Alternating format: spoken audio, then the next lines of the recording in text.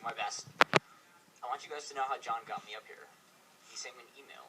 It was all of 7 words. Do you want to give a toast? And obviously I said back to him, no. That's hard. Why would I want to give a toast? But then I talked to Lexie, and it turns out John doesn't really call the shots anyway. That whole email was for show. They were hoping I would say yes. But when I said no, well, it doesn't matter. I'm on the schedule anyway. So here we go. Doing a toast. Everybody who wrote their toast on a index card, joke's on you, because now it's really dark. Mine's on my phone, which is backward. Alright. I want to talk to you folks about younger brothers. I'm sure a fair number of people here have a younger brother. Hopefully you're an older brother. Maybe you're an older sister, which is close. Not quite the same. A younger brother, of course, is the greatest gift a young boy can receive. The way it works is this. Right about the time your 3-year-old brain matures enough to start to figure out what's going on in the world, another, smaller version of yourself appears. And he's adorable.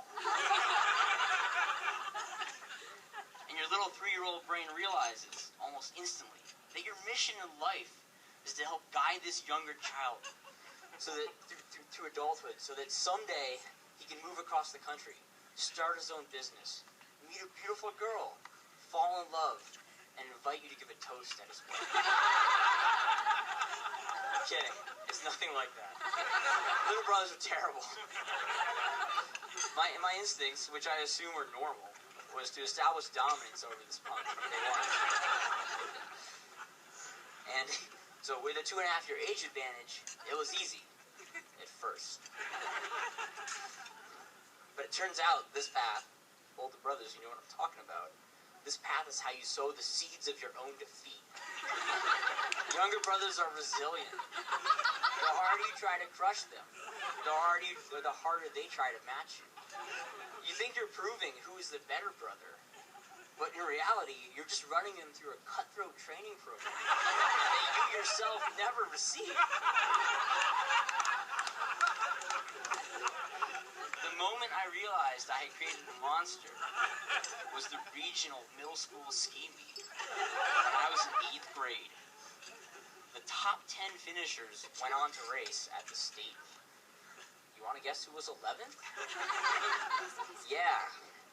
Just a few seconds ahead of me was a certain 5th grader who was too young to even attend middle school.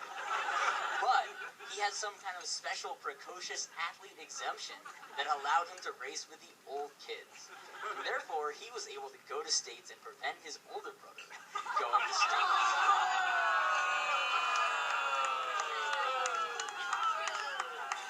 So, now I would like to point out that John's ski career, forged entirely by defeating me at this one event, eventually led to him going to Bates, getting on the ski team, meeting Elisa, who introduced me to Lexie, which is why we're all here tonight. So Lexie, you're welcome.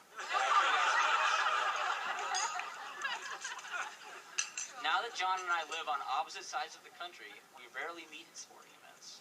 And now that my 2.5-year age advantage is starting to look like a disadvantage, the outcome is even less in doubt. We met last year in Oregon at the High Cascades 100 mountain bike race. Do I need to tell you what happened? I lost by 15 minutes.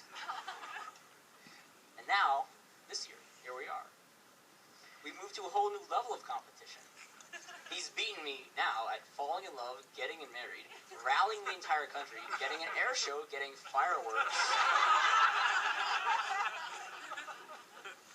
The only difference is, this time, instead of going to sulk in my room, I'm actually incredibly proud of him. I think it's great that you're here. And, oh God, my email moved back to the top. Hold on. I am standing here, John, to tell you how proud I am of you. Congratulations, John and Lexie. May the wind be always at your back, and may your oldest son be lucky enough to have a little sister. All right.